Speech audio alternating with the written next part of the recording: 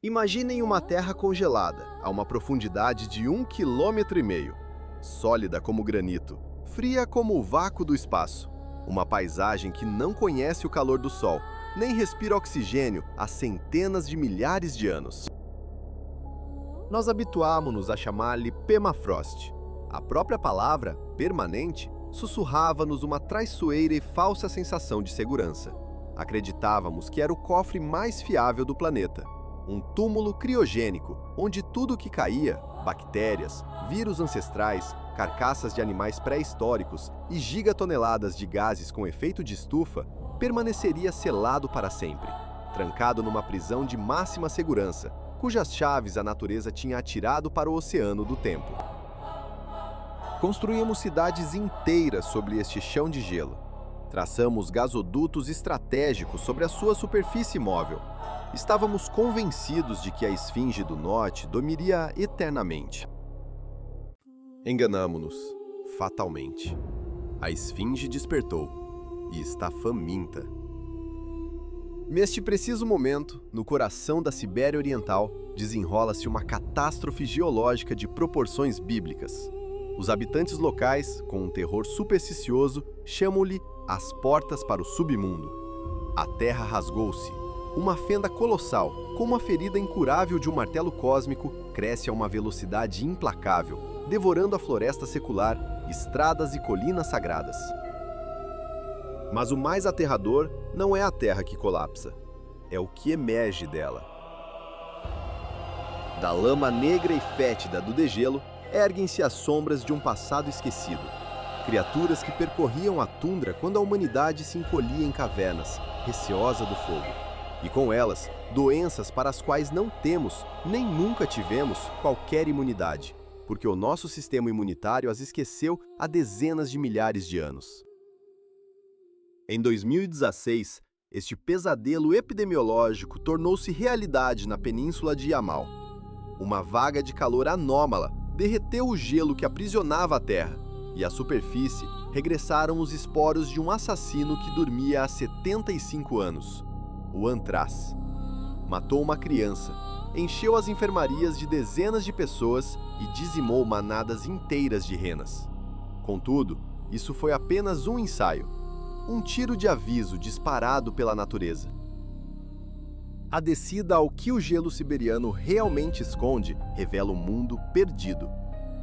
No fundo da cratera Batagaica, ouve-se o estalar das raízes antigas e o murmúrio dos rios subterrâneos, que arrastam ossos de mamutes das profundezas do tempo. Dentro da zona vermelha de um laboratório estéril, cientistas tentam o impossível: clonar um cavalo extinto, usando sangue líquido encontrado numa carcaça com 42 mil anos. Ao olhar por um microscópio eletrônico, confrontamo-nos com um vírus gigante, um caçador de amebas que sobreviveu 30 mil anos da escuridão absoluta, mantendo intacta sua capacidade de matar. Vemos vermes que, após um sono de 40 mil anos, regressam à vida. O gelo moveu-se, e com ele, move-se a própria fronteira entre o passado e o presente. As cápsulas do tempo da Terra estão a abrir-se, uma a uma, e nós, os seus descendentes distantes, fomos escolhidos para testemunhar o que libertam, a que eles irão criar. Não nos traz a primavera, mas sim uma ameaça biológica de escala planetária. A nossa investigação leva-nos a um ponto isolado no mapa, um lugar definido mais pelo frio do que pela geografia.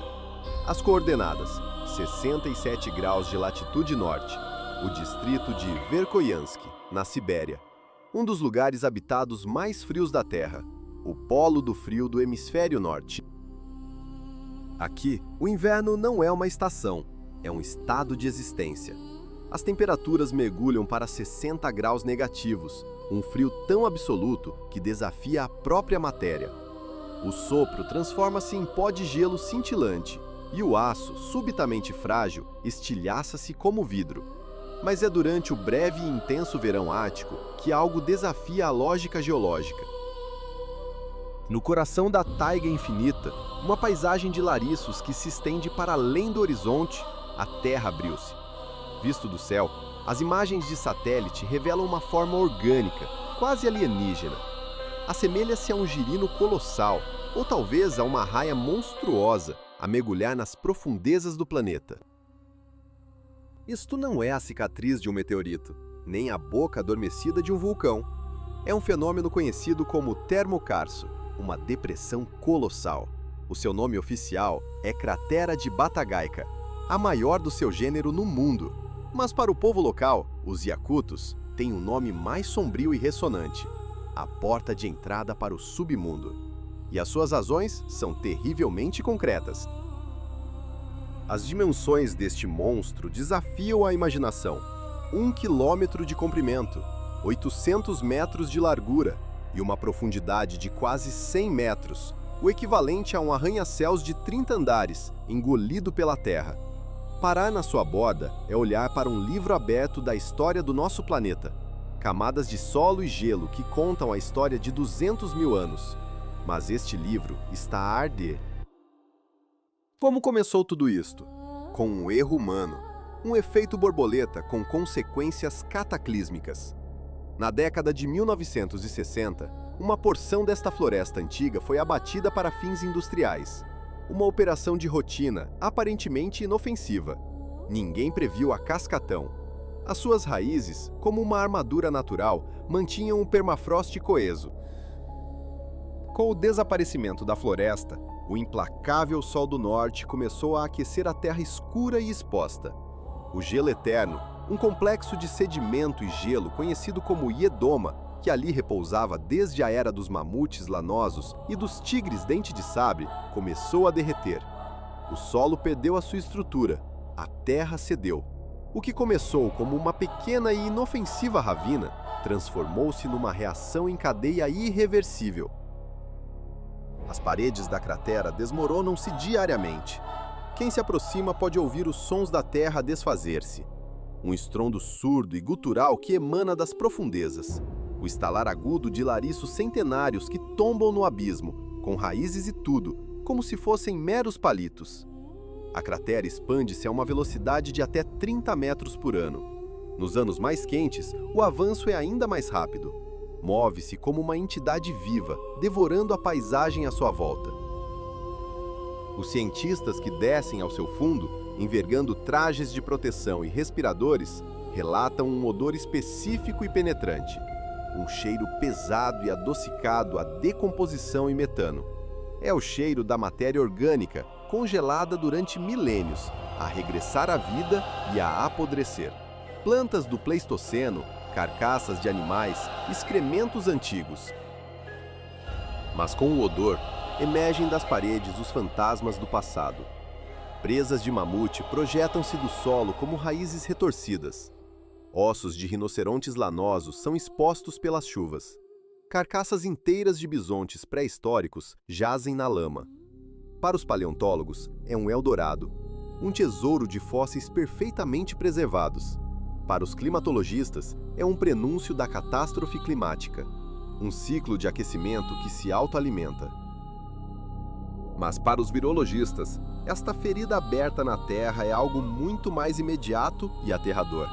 Uma zona de perigo biológico do mais alto nível. O permafrost não é apenas gelo, é a memória congelada do mundo. Ao despertarmos os seus segredos, corremos o risco de libertar não apenas os fantasmas de eras passadas, mas também os seus pesadelos, adormecidos há muito tempo. A porta para o submundo, afinal, pode não ser apenas uma lenda, mas uma realidade que nós próprios destrancamos. Não é apenas uma cratera, é uma ferida aberta na face do planeta. Um túmulo planetário cuja tampa foi arrancada para sempre. Para compreender a verdadeira dimensão da ameaça que se agita sob os nossos pés, a nossa viagem leva-nos a 2.000 quilômetros para o oeste, até a desolada e vasta península de Yamal. O verão de 2016. Este é um lugar habituado ao frio, fustigado pelos ventos gélidos que sopram do mar de Kara. Mas nesse ano, uma onda de calor anômala desceu sobre a tundra. O ar tornou-se denso, pesado. Os termômetros dispararam para os 35 graus Celsius à sombra. Para a tundra, um ecossistema moldado pelo gelo, isto era o equivalente a uma fornalha. O permafrost, o solo perpetuamente congelado que é a fundação desta terra, começou a ceder. A sua camada ativa, que normalmente descongela apenas uns 50 centímetros durante os meses mais quentes, rendeu-se ao calor implacável. O degelo penetrou mais fundo, 1 metro, 1,5 metro, por vezes 2, e das profundezas encharcadas emergiu um fantasma do passado, algo que jazia enterrado desde 1941, um antigo e esquecido cemitério de renas. Na década de 40, uma epidemia devastara as manadas. As renas, mortas pela doença, foram simplesmente cobertas com neve e uma fina camada de terra. Na rocha gelada do permafrost, cavar fundo sem dinamite era uma impossibilidade. Os homens marcaram o local com estacas de madeira, há muito apodrecidas e esquecidas pelo tempo, e partiram, confiando que o frigorífico natural do norte mataria o contágio. Foi um erro de cálculo fatal. O esporo do antraz, Bacillus anthracis, é talvez a forma de vida mais tenaz e resiliente do nosso planeta. Em condições adversas, a bactéria transforma-se, retrai-se para dentro de si mesma, formando um esporo, uma cápsula microscópica protegida por um invólucro proteico de múltiplas camadas, quase impenetrável. Não precisa de alimento, de água ou de ar. Entra num estado de dormência profunda, uma estase que pode durar séculos, milênios. Suporta a fervura, a radiação ultravioleta e os ataques químicos mais agressivos. É, na sua essência, um bunker biológico perfeito. Quando o gelo cedeu, os esporos sentiram o calor e a umidade e despertaram. As águas do degelo lavaram-nos para a superfície, misturando-os com a terra e a vegetação. As renas, pastando na erva nova, inalaram os esporos com a poeira ou ingeriram-nos com a água. O morticínio começou. 2.300 animais pereceram em questão de dias. A tundra, antes imaculada, estava agora semeada de carcaças inchadas, um testemunho silencioso da praga ressuscitada. Mas o verdadeiro horror estava apenas a começar. O contágio saltou a barreira das espécies. Os Nenete, o povo nômada que vive em tendas tradicionais e partilha esta terra com as renas, foram infectados. Dezenas de pessoas tiveram de ser evacuadas de helicóptero em operações de emergência. Na sua pele surgiram as marcas da doença. Pústulas negras, os carbúnculos. Um rapaz de 12 anos não resistiu. Sucumbiu à forma intestinal da doença, a mais fulminante e letal. A resposta foi uma operação militar em grande escala. Tropas de defesa radiológica, química e biológica foram mobilizadas para a região. Homens em fatos de proteção heméticos incineraram as carcaças das renas a temperaturas de 1000 graus Celsius, usando combustível e pneus velhos para alimentar as piras funerárias. A própria tundra foi encharcada em cloro, numa tentativa desesperada de purgar a terra do seu veneno ancestral. O incidente de Yamal foi um sinal de alarme, uma chamada do mundo dos mortos para todos os vivos. Foi a prova definitiva de que as infecções não morrem no frio, elas esperam. Cientistas estimam que nos inúmeros cemitérios de gado espalhados pelo norte da Rússia, muitos deles sem qualquer marcação em mapas, podem estar adormecidos os esporos da varíola e da peste bubônica.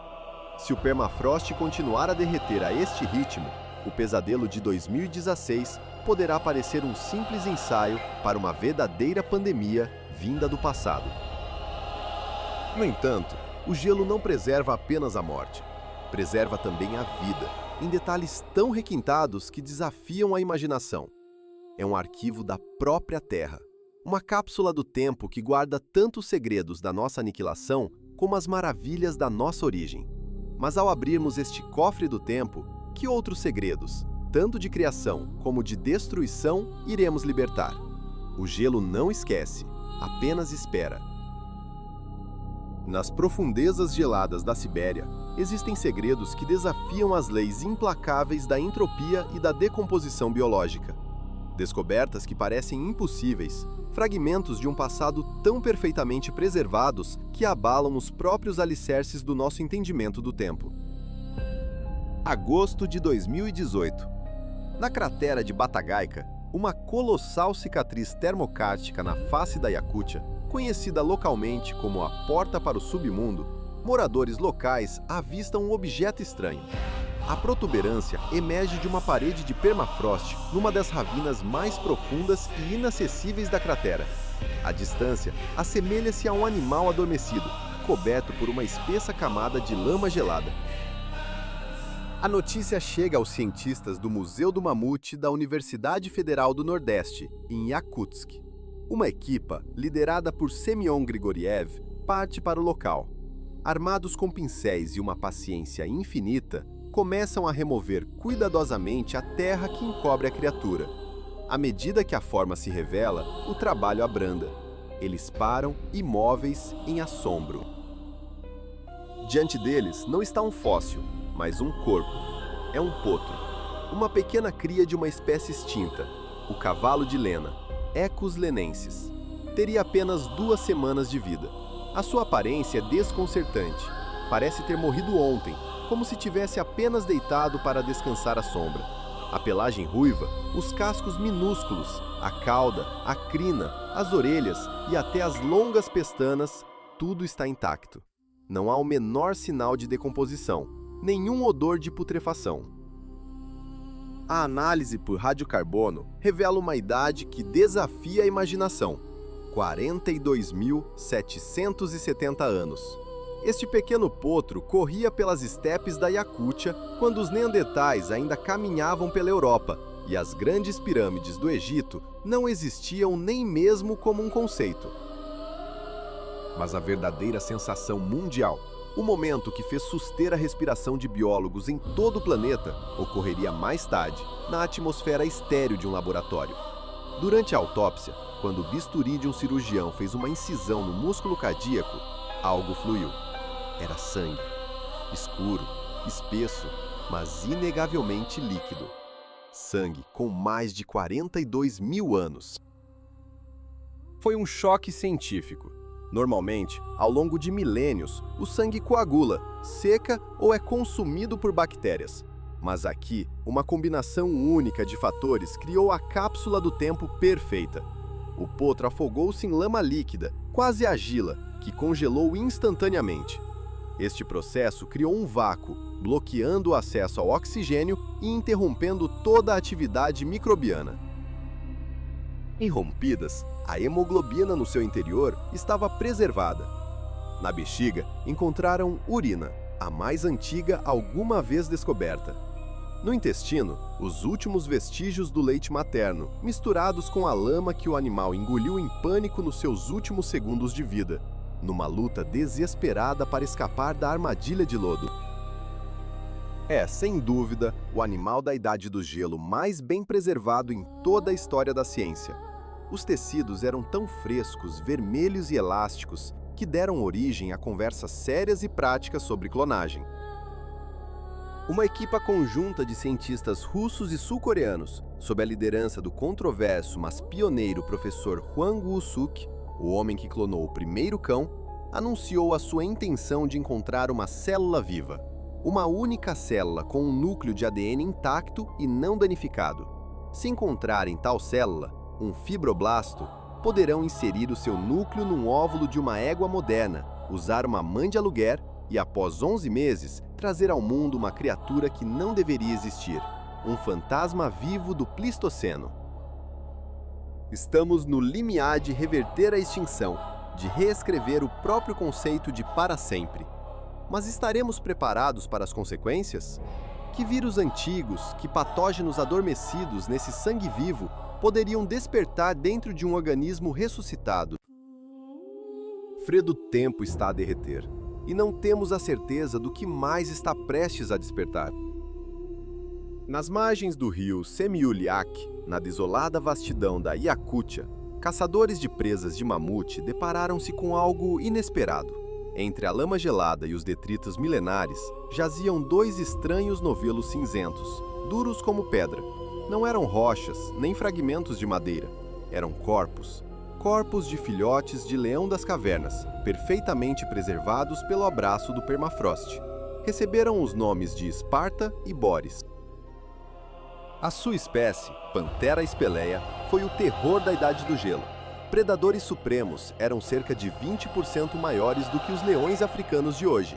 A sua silhueta, desprovida da juba característica, era uma promessa de morte para os bisontes e os jovens mamutes que vagueavam pelas estepes do Pleistoceno. Os filhotes encontrados não são meros fósseis, são múmias.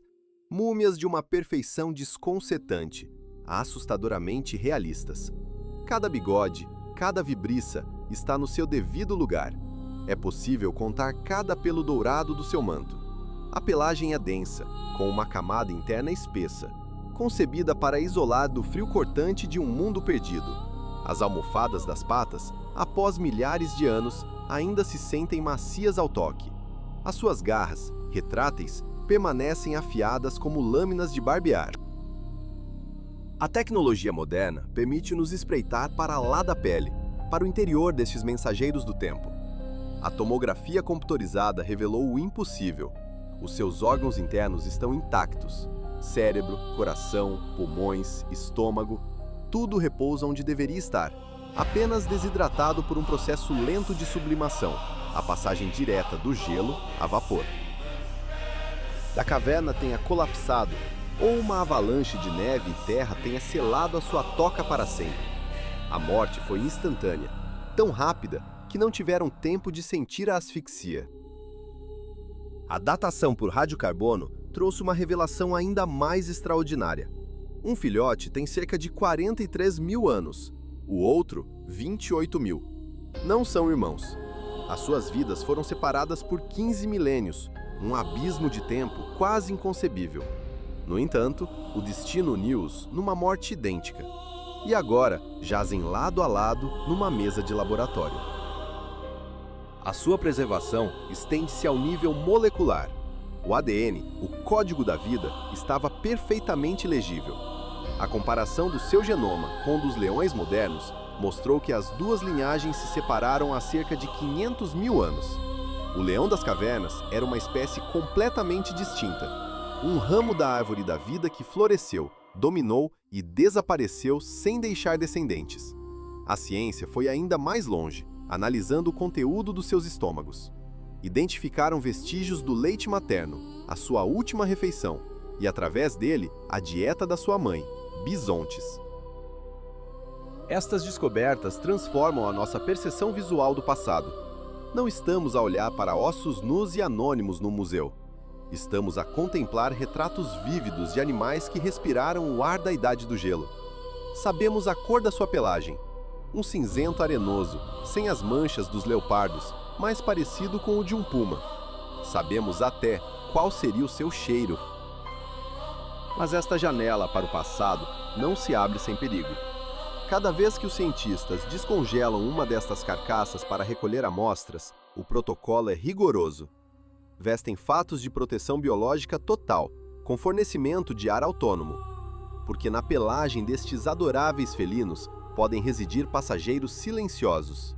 Bactérias e vírus que dizimavam mamutes e que talvez não se importassem de experimentar o sabor de um primata do século XXI. Enquanto na Iacútia se procuram os gigantes da megafauna, em Marsella, França, no Laboratório de Genômica e Bioinformática, o professor Jean-Michel Claverie e a sua equipa procuram assassinos invisíveis. Claverie é um caçador de vírus antigos. Ele recebe amostras de solo do permafrost siberiano, extraídas de 30 metros de profundidade, e a sua missão é descobrir o que pode voltar à vida. No ano de 2014, fez uma descoberta que abalou a comunidade científica e reescreveu os manuais de virologia. De uma amostra de permafrost com 30 mil anos, isolou um vírus vivo. Mas não era um vírus qualquer. Era um vírus gigante. Pitovírus sibericum. No micromundo, é um Godzilla. É tão colossalmente grande que pode ser visto com um simples microscópio óptico de escola, sendo maior do que algumas bactérias. A sua complexidade genética é estonteante. Contém 500 genes. Para comparação, o VIH tem apenas 9 e o vírus da gripe, 8. As criaturas do passado, tanto as visíveis como as invisíveis, estão a emergir do seu sono gelado. Os neões das cavernas são um testemunho belo e solene de um mundo que se foi, mas os micróbios que com eles hibernam são um aviso. O passado não está morto, nem sequer é passado, está simplesmente à espera, congelado, pelo seu momento de despertar. Nas profundezas de um laboratório, sob a luz fria e estéril, o cientista Jean-Michel Claverie coloca uma amostra de um vírus antigo, descongelado do seu sono de milênios, numa placa de Petri com amebas modernas. O silêncio é denso, carregado de uma expectativa quase sagrada. E então, o impensável acontece. Algo desperta. Após 30 mil anos aprisionado num sarcófago de gelo siberiano, o pitovírus inicia o seu despertar. A criatura microscópica, um fantasma da pré-história, ataca a ameba com uma precisão letal e intemporal. Numa violação silenciosa, ele perfura a membrana celular, enganando as defesas da sua vítima. Uma vez no interior, começa a tomada hostil. O vírus sequestra a maquinaria da célula, transformando seu hospedeiro involuntário numa fábrica macabra, dedicada a um único propósito: a replicação viral. Poucas horas depois, a ameba, inchada e exaurida, rompe-se violentamente. Centenas de novas cópias do antigo predador são libertadas no meio, cada uma perfeitamente funcional, cada uma carregando o legado mortífero de 30 séculos de escuridão e frio. O vírus estava inequivocamente vivo. A sua capacidade de matar permaneceu intacta, preservada na imobilidade do gelo. Felizmente para a humanidade, este gigante viral ataca apenas amebas. Para nós, é inofensivo. Mas a descoberta não foi um evento isolado. Em 2015, a mesma equipa encontrou outra espécie, o Molivírus sibericum, também com 30 mil anos, também vivo, também ativo. O avanço rápido para 2023 revela um cenário ainda mais inquietante. A equipa publica um relatório detalhando 13 novos vírus, ressuscitados do permafrost. Um foi isolado da lã de um mamute, outro dos intestinos congelados de um lobo siberiano. O mais antigo deles tem uma idade estimada de 48 mil anos. É aqui que Claverie lança um aviso sombrio. Se vírus que infectam amebas conseguem sobreviver por tanto tempo, não existe qualquer razão física ou biológica para que os vírus perigosos para os humanos não o consigam também. O vírus da varíola. Os espectros de pandemias de gripe que assolaram os nossos antepassados e, mais assustador ainda, os patógenos desconhecidos contra os quais os neandertais e os denisovanos lutaram e morreram. No permafrost do Alasca e de Spitsbergen, já foram encontrados os corpos de pessoas que sucumbiram à gripe espanhola em 1918. Fragmentos do ARN do vírus sobreviveram, preservados no gelo. Se a perfuração petrolífera ou o degelo de crateras expuseram um cemitério ancestral de vítimas da varíola, e o norte está repleto destes locais de descanso, muitos deles anônimos, e esse vírus contaminar os lençóis freáticos, poderíamos enfrentar uma doença para a qual a vacinação foi interrompida na década de 80. Uma geração inteira desprovida de defesas. Estamos desarmados perante o nosso próprio passado. Mas se os vírus e as bactérias nos Em 2018, cientistas russos, em colaboração com colegas de Princeton, descongelaram amostras de solo retiradas da toca de um esquilo terrestre antigo, encontrada no permafrost junto ao rio Alaséia. No solo, encontraram nemátodos, vermes redondos microscópicos. Quando o gelo derreteu e a temperatura subiu, os vermes começaram a mover-se, começaram a alimentar-se. A datação por radiocarbono revelou o impossível. Aqueles vermes tinham congelado há 46 mil anos. Não estavam mortos. Estavam num estado de criptobiose, uma suspensão completa do metabolismo. Tinham desidratado seus corpos, substituindo a água por um açúcar protetor chamado trealose, e adormeceram. Adormeceram quando os mamutes caminhavam pela Terra e desuspertaram na era dos smartphones. Em 2023, a análise genética confirmou que se tratava de uma espécie até então desconhecida da ciência, Panagrolaimus colimaensis, uma forma de vida que se julgava extinta. É o recorde absoluto de anabiose para um animal multicelular, a prova de que organismos complexos podem, de facto, colocar a vida em pausa por eras geológicas. O permafrost não é um túmulo, mas um berçário adormecido. Sob os nossos pés, o tempo não flui como conhecemos. É um arquivo vivo, guardando não apenas as ameaças do passado, mas também os milagres de sobrevivência que redefinem o que significa estar vivo. A linha que separa a vida da morte, o presente do passado geológico, revela-se mais tênue do que alguma vez ousamos imaginar. Nas profundezas do Ático, um gigante adormecido agita-se. O degelo do permafrost, o solo perpetuamente congelado, não liberta apenas micróbios de um passado distante. Desperta algo mais insidioso. Parasitas ancestrais, vermes do Pleistoceno, regressam de uma dormência de milênios, prontos para encontrar novos hospedeiros no mundo que já não os conhece. Contudo, esta ameaça biológica é apenas o prelúdio de uma crise de escala planetária. Existe um perigo químico, silencioso e vasto, capaz de alterar o clima da Terra mais rapidamente do que todas as fábricas e automóveis da nossa era. O permafrost é, na sua essência, um colossal armazém de carbono. Um arquivo orgânico de plantas, animais e raízes que se acumularam, congelaram e foram poupados à decomposição ao longo de milhões de anos. Enquanto estão aprisionados no gelo, permanecem inertes, seguros. O carbono está trancado. Mas quando o gelo cede, não são apenas os vírus que despertam. Uma legião invisível de bactérias metanogênicas emerge de uma letargia milenar. Elas iniciam o grande banquete da decomposição, devorando a matéria orgânica recém-descongelada. E no seu processo digestivo, libertam um gás, o metano. O metano é um gás de efeito estufa de uma potência aterradora. Numa perspectiva de curto prazo de 20 anos, é 80 vezes mais eficaz a reter calor do que o dióxido de carbono. Envolve o planeta como um espesso manto invisível, acelerando o aquecimento a um ritmo vertiginoso. Na Sibéria, a Terra já treme com as consequências. O gás acumula-se no subsolo, sob a crosta de terra e gelo, formando bolhas gigantescas, montes de terra conhecidos como pingos. O solo incha como um abscesso prestes a arrebentar. Quando a pressão se torna insuportável, o monte explode. Gelo e terra são projetados a centenas de metros de distância, numa detonação que rivaliza com a artilharia pesada. No seu lugar, fica uma cratera perfeitamente circular, com até 50 metros de profundidade.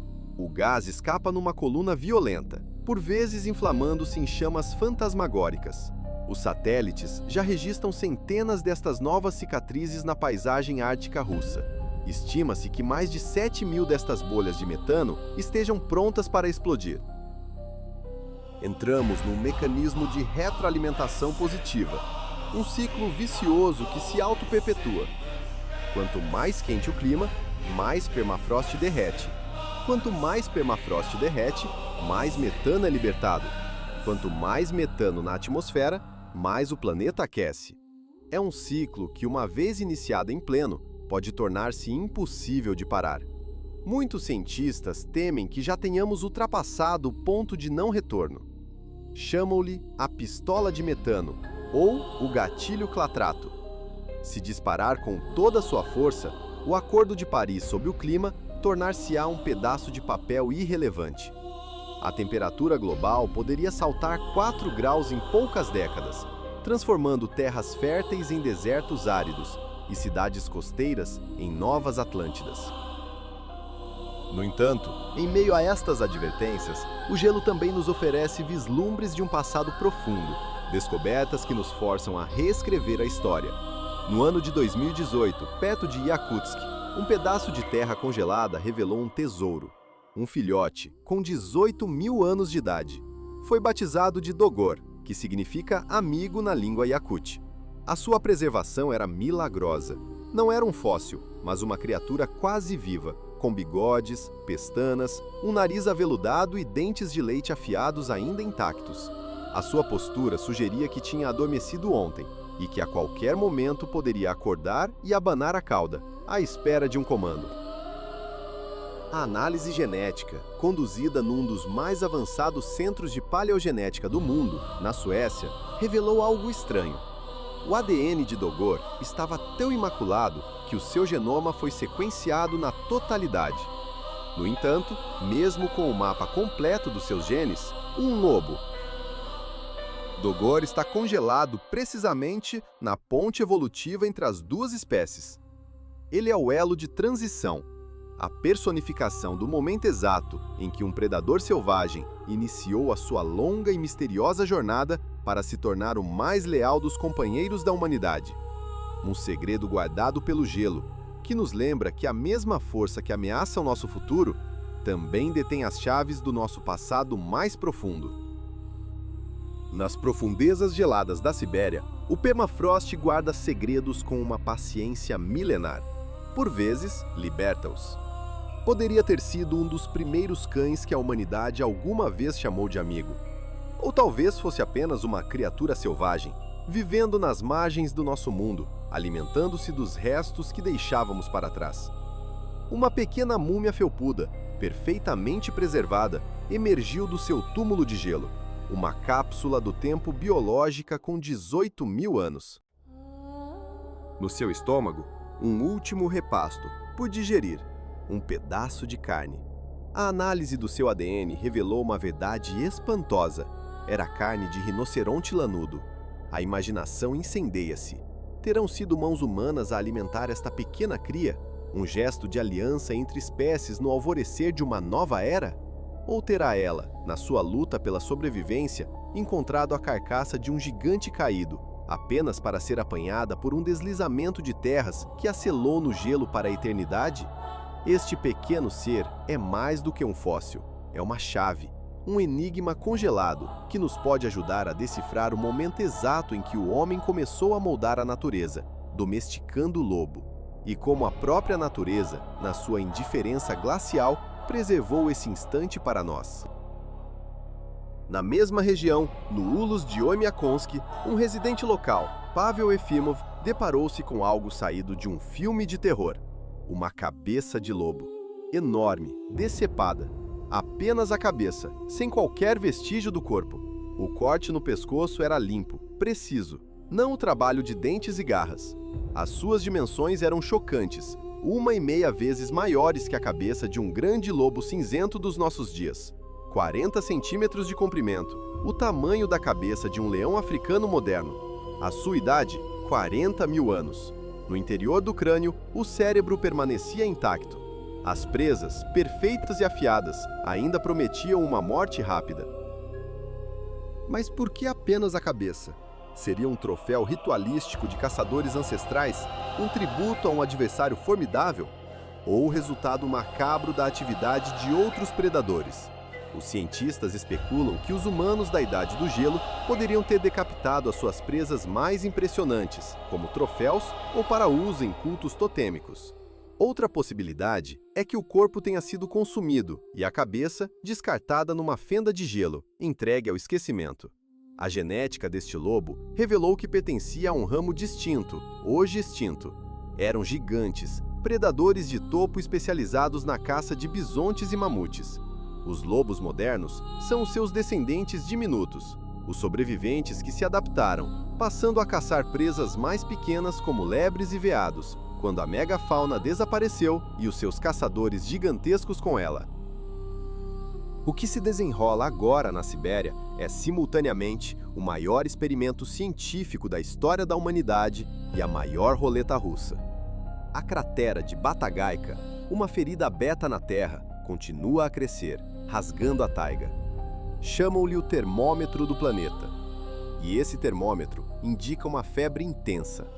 Cada nova descoberta, um potro com sangue ainda líquido nas veias, crias de leão das cavernas, vírus gigantes adormecidos, vermes que voltam à vida após milênios, provocam um êxtase científico entre os paleontólogos e um terror gélido entre epidemiologistas e climatologistas.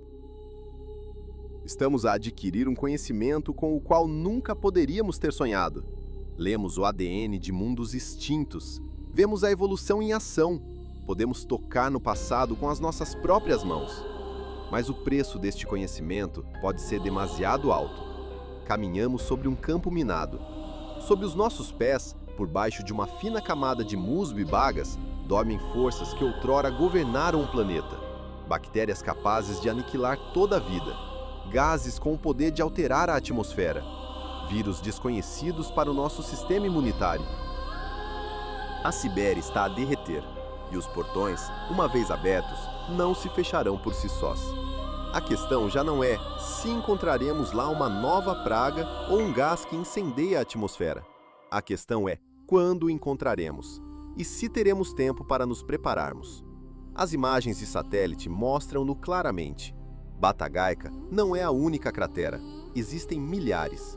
A Terra abre-se como uma velha ferida.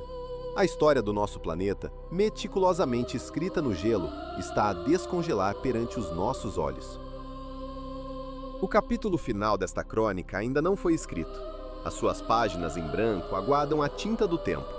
Mas o privilégio de as ler não é uma certeza. Estamos na encruzilhada do nosso próprio destino, onde cada decisão define a narrativa que as futuras gerações herdarão. A questão que permanece não é como a história terminará, mas se, quando a última palavra for gravada, ainda haverá alguém para testemunhar.